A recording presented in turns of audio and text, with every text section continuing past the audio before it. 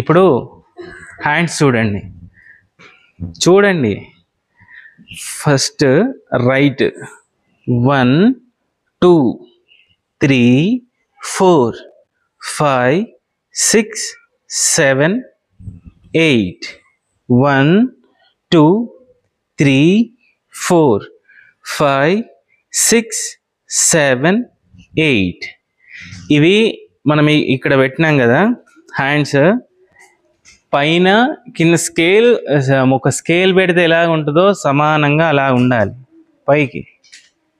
ఇంకా అర్థమైందా?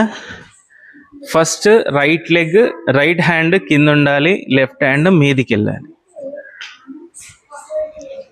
1 2 3 4 5 6 7 8 1 2 3 4 5 6 7 8. ఇప్పుడు వీటిని కలిపి చేద్దాం, సరేనా? పూర్ణమండలం ఉండండి, అరమండలము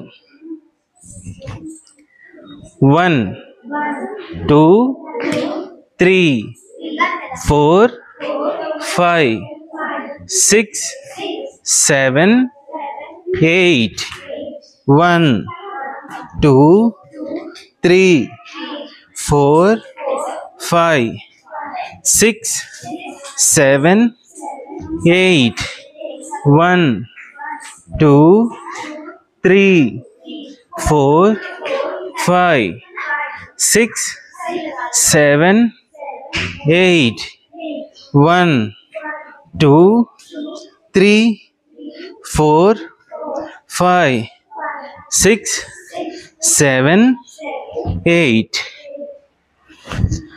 అర్థమైందా? తొందరగా ప్రాక్టీస్ చేయండి.